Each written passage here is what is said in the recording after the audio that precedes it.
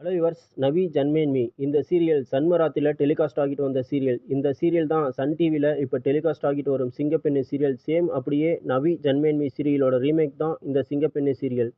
நவி ஜன்மேன்மி சீரியலில் மணி அன்பாகவும் சுஜித் மகேஷாகவும் நடிச்சிருப்பாங்க. ஆனால் தமிழில் மட்டும் கொஞ்சம் சேஞ்ச் பண்ணியிருப்பாங்க. ஆனால் கன்சீவ் ட்ராக் அந்த சீரியலில் எப்படி வந்துச்சோ அதே மாதிரி தான் தமிழ்லையும் டைரக்டர் அப்படியே கொண்டு வந்திருப்பாரு கன்சீவ் ட்ராக்கை. இப்போ என்னன்னு பார்த்தீங்களா, நவி ஜன்மேன்மை சீரியலை சன் மராத்தில பாதியிலே ஸ்டாப் பண்ணிட்டாங்க. அதுக்கு என்ன ரீசன் பார்த்தீங்களா, ஸ்டோரி தான் காரணம். ஸ்டோரிய பார்த்தீங்களா, அங்கே போகிற விதமே சரியில்லை. ஆரம்பத்தில் இந்த சீரியலோட ஸ்டோரி ரொம்ப சூப்பராக இருந்துச்சு. ஃபேன்ஸ்கிட்டையும் நல்ல வரவேற்பை பெற்றிருந்தது.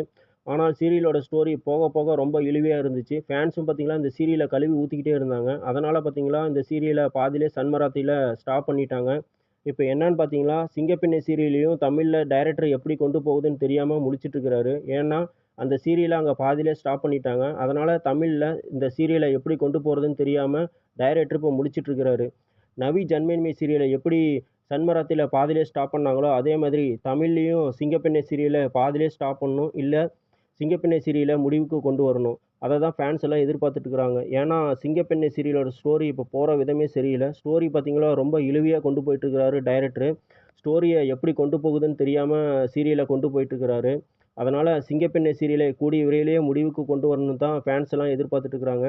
சரிங்க, சிங்கப்பெண்ணே சீரியலை கூடிய விரைவிலேயே முடிவுக்கு கொண்டு வருவதை பற்றி உங்களுடைய கருத்துக்களை கீழே இருக்கும் கமெண்ட் பாக்ஸில் கமெண்ட் பண்ணுங்கள். அப்படியே எங்கள் சேனலையும் சப்ஸ்கிரைப் பண்ணுங்கள். இதே போன்ற வீடியோவில் உங்களை மீண்டும் சந்திக்கிறேன். Thank you friends.